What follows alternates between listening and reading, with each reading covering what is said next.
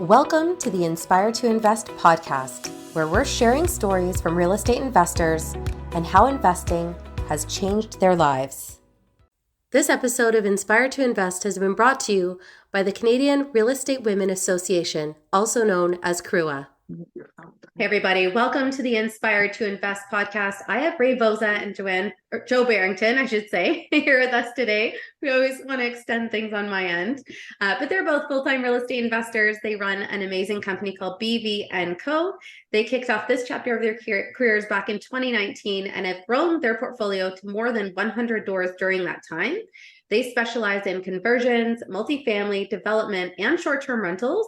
And they really love to help others benefit through real estate by joint venturing with them, private lending, and also offering equity investments. So thank you so much for being here today. I know you're both very busy. Thanks for having us, Serena. Thanks for having us, Serena. It is a pleasure. We're super excited and honored to be your guests. Yeah, of course. So I know that you guys haven't been investing for overly long. It's been about 4 years. So what I really want to know is what you guys were doing before real estate investing came into the picture. Go ahead, hon.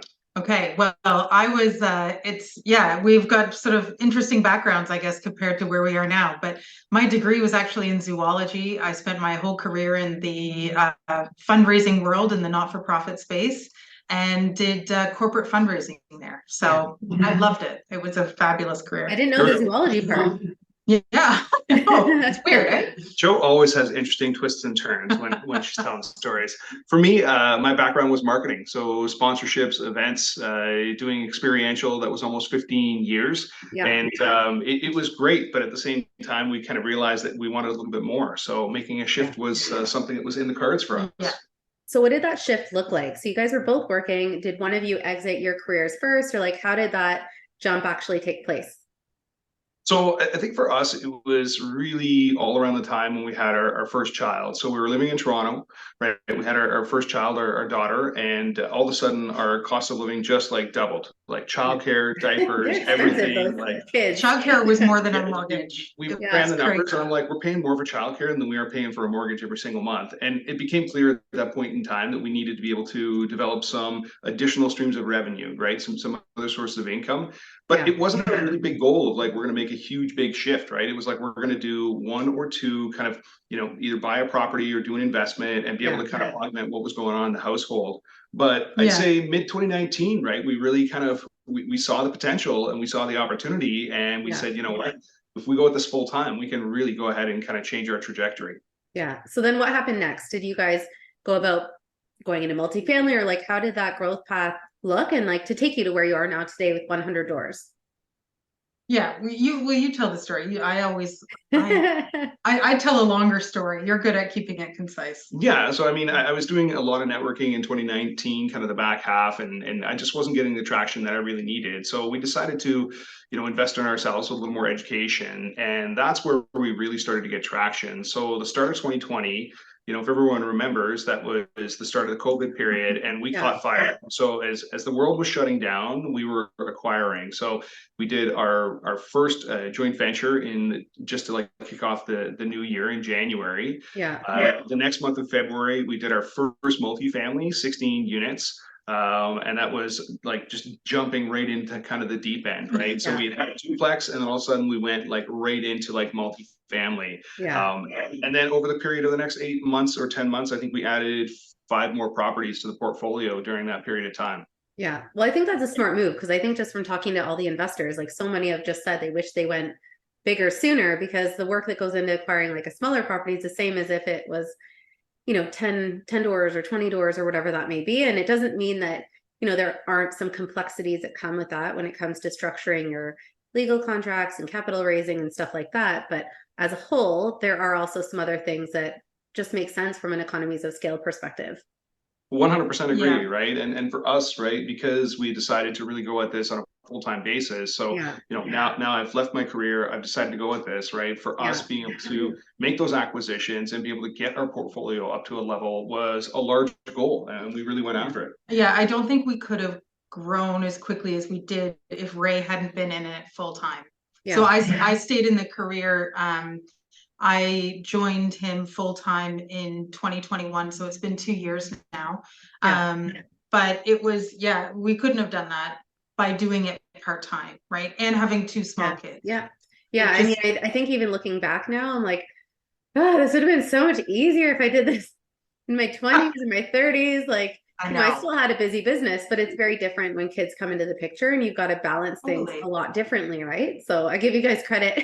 It had to be done. Like, you do what you got to do, right? But Thank you. obviously that comes with, You know the balance, right? Of kind Yeah. of working for yourself as well as, having kids, right? To be able to raise. Yeah. So it's a challenge, but it's a great challenge and it's a rewarding life. That's for sure. Yeah. No, now when you look at your portfolio and the way that it's grown and stuff like that, is there any one particular project or acquisition or whatever it is that you would say you're most proud of or you feel like is your biggest success so far?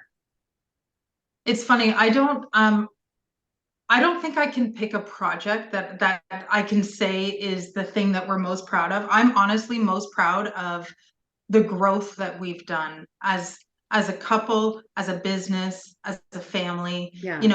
because it has taken, and I don't think I anticipated that going into this journey. I think I wasn't at all aware of sort of the mental capacity and the mental growth that comes with being an entrepreneur, and the ups and the downs, and the pressure is on a whole new level because the buck stops with you, right? And I'm really, it hasn't not been easy, but we've done great, and I think that's the thing I'm most proud of, for sure. And I think it's not easy. Like I mean, I was talking to Diana and John earlier, for example, and when you are working as a real estate entrepreneur and investor, that's hard on its own, let alone bringing that into your marriage.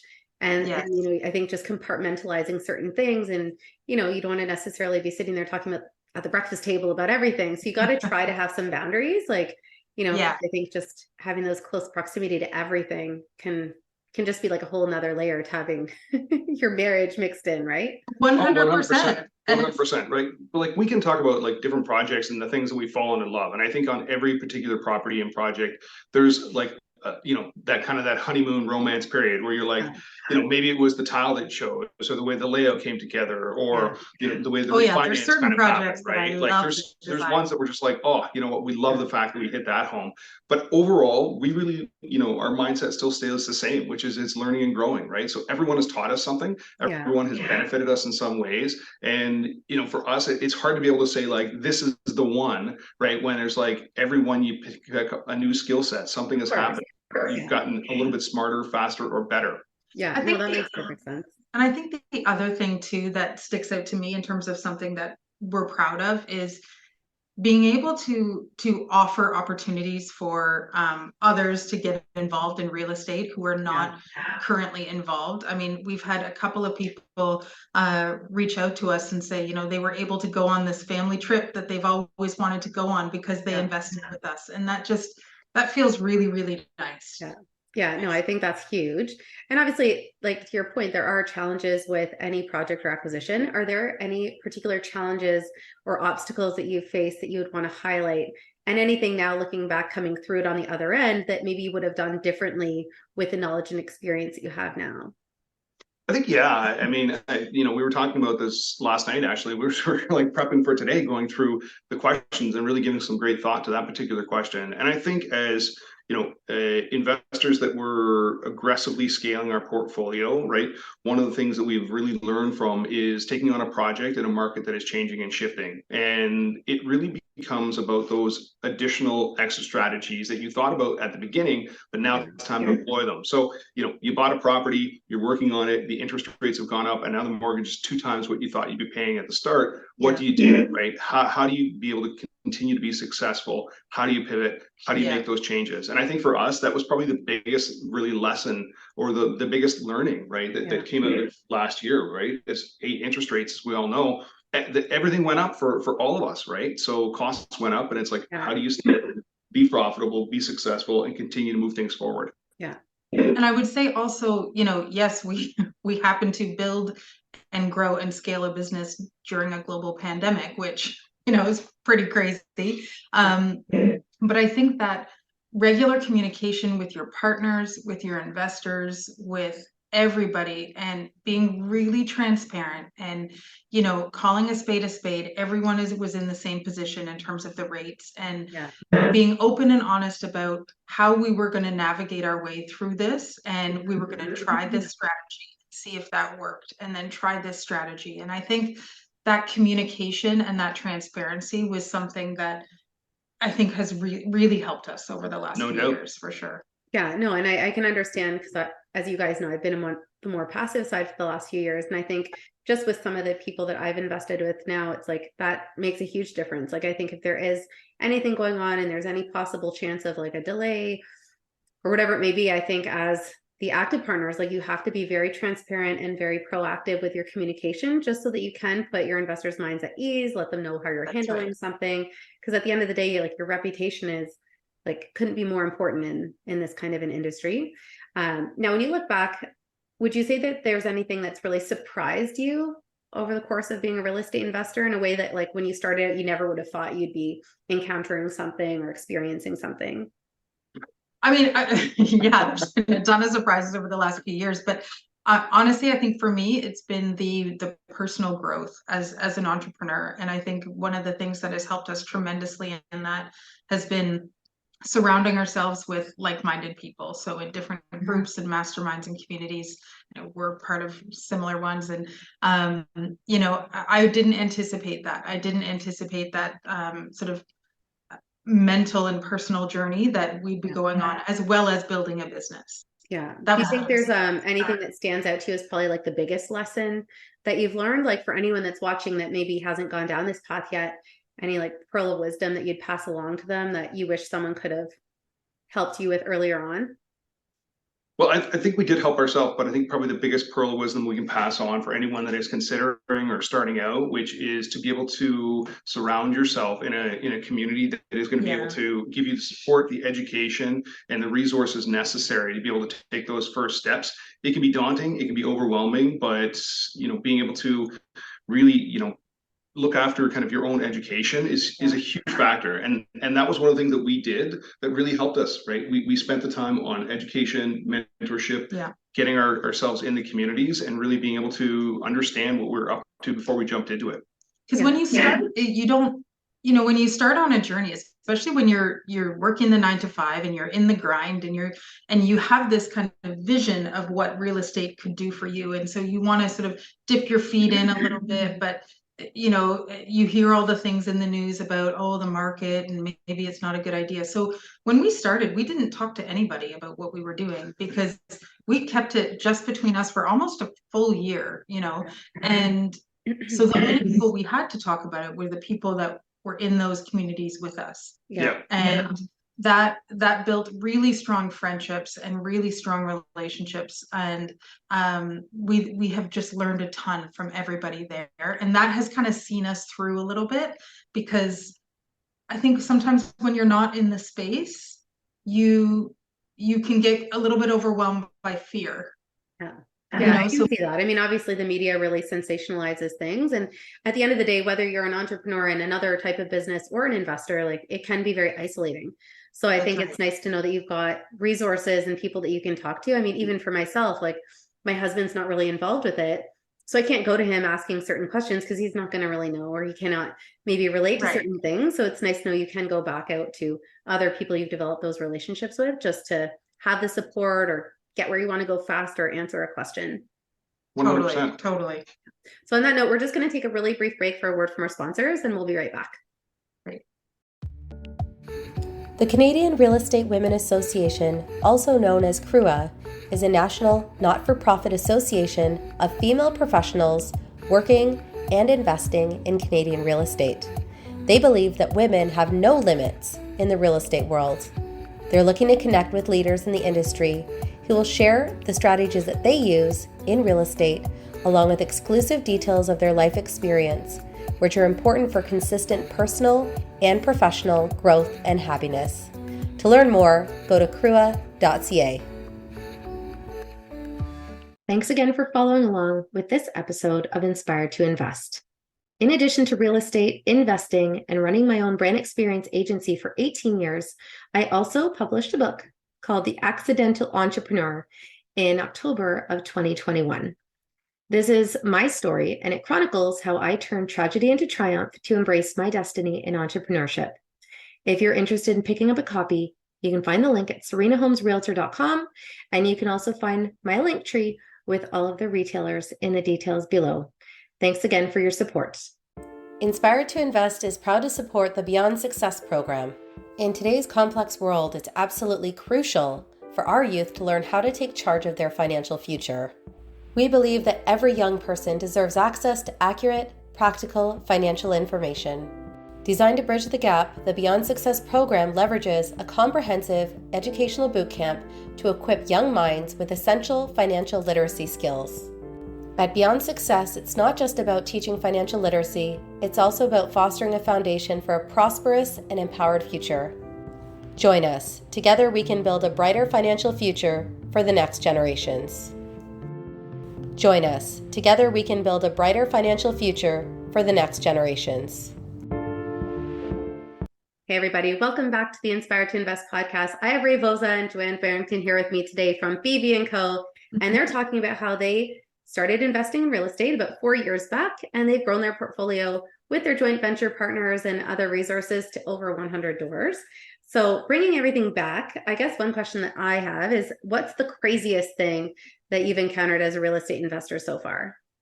Oh my goodness. I mean, I'm not gonna make it a Like, sad where do podcast. I start? Yeah, I know there has been some crazy ones, right? There's some totally crazy ones, but I do remember one time it was our first multifamily, and we were up there, and there was a little bit of a dispute about some ownership of property, right? There were some things out front that we had said, hey, we got to clear out of here, all that sort of stuff. Yeah. Next thing I know, right, a couple of phone calls are made, and I've got the OPP there, and like I'm over the cruiser, and like he's got the handcuffs out, and I'm like, hold on a second, like, we're actually part of the solution right here. So probably the craziest was like telling Joe that I nearly got arrested when I was working on the property. That was probably one of the craziest. Yeah, no. Yeah. And for you, Joe, is there anything that jumps out?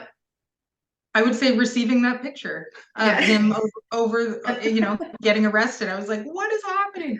No, we've had some pretty crazy stories in terms of fires, floods, like you name everything you can think of. We've kind of gone through it. So yeah. You came out on the other side and you're still smiling. So I think that's right. Thing. So I know you talked a lot about educating yourself and surrounding yourself with mentorship. What's some of the best advice you've received? I think some of the best advice that we've received is really to be able to go ahead and spend the time to define your goals. Everyone has got different objectives out there, and it is okay to like make them as grand or as simple as you want them to be. But without understanding what you're trying to achieve, and you're like, great, I want to go out and do this, but then it's like what is it that you want to get out of it, and why is it that you're doing it? If you don't have those two components really figured out, you're going to keep on doing this thing, but never really getting to where you want to go. So being able to sit down and truly define what it is you want. If it's money, do you want X amount coming in? If it is control of your time, if it is control of your finances, if it is running a business, if it is being totally passive, you really have to really search within yourself to be able to say, what is it you want? Because it's ultimately architecting your life by design, right? You get to choose your path by the work that you're about to put in. So you don't want to do all this work and find yourself down this other path and be kind of looking over at the other pasture going, geez, I thought I'd be over there, and here I am, kind of thing. So I think that's probably like a really big thing that started off for us, which was finding those goals and then refining them as we go. Keep looking at them and making sure we're on the right path. Well, that's the thing. You're constantly refining your goals, and you through your experiences, you realize, oh, maybe that's not actually, it's not really feeling like that's for me. Maybe I'm going to do a little bit of this. But I think one of the main things is when you're doing that exercise of trying to define your goals, really be honest with yourself and don't set goals based on what you think you should want. And I think that's really hard, because I think in this day and age, a lot of the times we think, especially when you're going into entrepreneurship, there's a lot of, like go, and, acquire and, be awesome and get all these doors and all of this stuff. And that, if you don't want that, that's okay. If you just want to do one property a year, and get a little portfolio of 5 doors, like that's fine too. And sometimes I think it's very easy to get caught up in that. So really being honest with yourself Yeah, about and I think not with social media, it can feel really competitive, right? I mean, people put that in their description, like how many doors they have or what the value of their portfolio is like, and it can feel really intimidating or competitive and things like that, right? But at the end of the day, we all have different seasons in our life, and if you've got two small kids, like, you know, it may not make sense to acquire maybe what you thought you would because you're giving up that time that you wanted to have with your family in the first place, right? So I think it's all about having that balance and figuring out what works best for your life. And I think that's exactly where we are right now too, right? So, you know, we went all in, and we kind of got, we just full tilt. We went full tilt. Right? I mean, it's kind of how we do most things, but we went full tilt. We, you know, it took this past, you know, year for us to really realize we work harder now than we ever did in the day jobs, you know, and yes, we've built a lifestyle where we're not going into the 9 to 5 and that kind of thing, which is amazing. And we're able to pick up our kids at the bus, which we love. But it is, you know, you have to take a moment and I think, as you say, every season, do some reflection and say, is this what I want? You know, and if not, what changes am I going to make to do that? Yeah, no, that makes perfect sense. Now, obviously, you talked about just, you know, the amount of work that you're doing right now. So my question is just in regards to how real estate investing has changed your life, but maybe not so much how it is now, but like, how do you see it changing as you move forward? And, you know, you've got properties that are stabilizing and you're kind of, you know, maybe more slowly acquiring and stuff like that. Like, how do you see what real estate investing is going to do for you in the long term? It's going to continue to, like, you know, ultimately it will be able to provide that generational wealth that we want to be able to have, right? That financial freedom for ourselves as well as the people around us, right? So that's friends, family, and community, right? We're big believers and we all win together. It's not just about, you know, us, you know, making it rich and then, you know, being on the beach, sipping the pina coladas. That's nice. But like that's not the big plan for it right there. You know, real estate will continue to be that machine that continues to work and just build over time, right? And that's what it is. It's designed to be a time-based, you know, investment vehicle where over years and years and years, it just continues to go ahead and provide you great quality returns. So for us, now that we've kind of built this great, you know, stabilized portfolio, now it's about really picking, you know, passion projects, things that we really want to be able to make impact and difference in doing, where we can see real benefits ethically, financially, and socially. So I think that's, you know, that's probably the best I can give you in terms of where we're going to keep on going. Well, in control of our time, right? Oh, no doubt about that. Like control of our time. That's been the biggest gift it's given us, I'd say, is the freedom to work from home, the freedom to be there for our kids, take our kids to all the lessons, be there at the bus, do all those things that, you know, we weren't able to do before. And so I just think more of that. It's the tiny little, again, intrinsic moments, right? It's being able to like take your kids and, you know, to that after school event and not have to worry about, you know, talking to the boss and getting time off early and then working later on and all that sort of stuff. Sure, you know, the boss still says yes most of the time, but you know, you still got to put the effort in. That's for sure. Good one. Good one. So that makes sense. Now, I guess in terms of financial freedom, is there anything that you guys determined maybe early on that was like your financial freedom number, whether that's cash flow coming in, the value of the portfolio, like kind of to feel like you've made it? Like, well, thank you. Like that's always nice to hear, right? We feel like we're still, you know, on the ascent kind of thing. But I think for us, Serena, right, there were some good things kind of passed on in terms of some financial marks. And we were very green when we started, so it was all new to us. But the idea of being at the accredited level, right, of an investor, so having a certain amount of liquidity, having a certain amount of assets, and then having a certain net worth, right, is what we really kind of strive for. So we've been able to hit those marks, which is really, really great.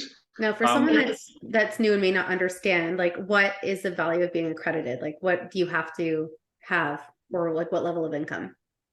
So I guess in the layman's terms, right, it's as simple as you can invest in more, I don't want to say complicated projects, but you can make larger investments in projects, right? So if you wanted to be into a development project or that sort of thing, you're now going to have the financial, you know, acumen to be able to say, yes, I understand what I'm investing in and I can participate. Sometimes, right, the the person who's putting together the investment package or the developer, they may not let someone who's not accredited. So you might, So for have someone who funds. doesn't know what that is, like what do you have to have in terms of income or assets to be considered accredited? Oh, now you're gonna put me on the spot right here. So you never know who's listening, right? Like that may be a term that they've never heard of before. I think the net worth is like 2.5 is the net worth is where it sits at. And then in terms of liquidity, I believe that I think it's 300 is liquidity on there. And then I believe your annual has to be in and around 300 as well. I'd have to go back and double check on those, right? I was just curious to see, because like I said, whenever someone uses an acronym or a term that I think someone may not understand if they're listening for the first time, and it's always helpful just to break it down for them. Now, I guess in terms of inspiration, obviously the name of the podcast is Inspired to Invest. So are there any particular quotes that really resonate with you? Go ahead on. The one that I've always loved, which is not necessarily connected to real estate, but it's reach for the moon and the worst you can do is fall among the stars. I love that one. I love it because it does create that impetus and that drive to just, go for it. Life's too short to sit around and worry and wonder and like, oh, what if I did this, or how could real estate help me? Oh, but I'm a little nervous. Just go for it with people that you trust. Try it out, and the worst you'll have is an experience, and you'll learn from it and you'll grow from it. And I think real estate is an incredible business, an incredible industry that can help so many people in so many different ways, passively, actively, all sorts of things. So I guess that would be my advice, is just go for it. I would say mine is live life by design and not by necessity. And that took me a long time to kind of wrap my head around, because I was like, well, I always need to do these things in order to be able to kind of live, right? To be able to make my days, make my weeks, make my months. And it's really the idea of, you have the opportunity to get up and design your life. And I know that might sound like, pedestrian kind of advice where it's like, oh, so easy because they've made it kind of thing and they can do whatever they want. That's not the case. We can all get up and choose how our days can be, choose habits, choose productivity, choose to live an inspired life, and hopefully inspire those around us. So we love your podcast name. Part of our goal is always to be able to inspire those around us to live their best lives. So try and do it by design, the things that you want to get the best out of life, right? And there it is. Great. Now, for anyone that wants to get in touch with you to learn more about your opportunities, what's the best way for them to connect? Awesome. Well, we can be reached in some simple ways. We're on social media, so you can find us on Instagram, you can find us on Facebook, and you can also find us on LinkedIn. So it's BV&Co.ca. That's who we are. You can also go onto our website, which is www.bvco.ca. So pretty easy to be able to locate us. We're right out there. Yeah, and we'll obviously include all your details in the show notes below. Is there anything in particular that you want to leave with anyone that could be watching or listening right now? I think just if you're curious about real estate, if it's something you've been toying with or thinking about exploring, I would say connect with somebody that you know who's in the space, connect with somebody that you trust, and pick their brain. Everybody who's in the real estate space loves talking about real estate. So, it can never hurt to, as we said earlier, just educate yourself, get yourself informed. And when you're ready, take a step with somebody that you trust. And the opportunities are there. There are so many opportunities, and we always have opportunities. I know you always connect people. You always have your own opportunities. So there's tons of people out here who want to help. And just reach out. Yeah, so I would echo Joe's thoughts there. If we can help you in your real estate journey, please reach out. We would love to have that conversation. But at the same time, I want to say thank you for Serena for hosting us, but also developing this amazing podcast. Your platform is blown up, right? And my number one piece of advice to leave people with, which is continue to listen and follow, because you're bringing unbelievable content and experts ready and available for people to be able to absorb and really take action on. So thanks for what you're doing. It's awesome. Thank you. Awesome. Well, thanks, of course, for being here. Now, for anyone that has tuned in, please make sure that you like, comment, and subscribe. If you've liked what you've seen, you want to pay attention to some future episodes. You can also follow along at Inspired to Invest podcast on Instagram and on Facebook. And above all else, please make sure that you remember, when you invest in yourself, the sky's the limit. Thanks again. Thank you again to the Canadian Real Estate Women Association for bringing you this episode of Inspired to Invest. The views represented on this podcast are for general information only and does not constitute investment or other professional advice or an offering of securities. The host and guests featured on Inspired to Invest make no representations as to the performance of any particular investment. Should you decide to make an investment, you are responsible for conducting your own review and analysis. It is recommended that you obtain independent legal, accounting, and tax advice from licensed professionals.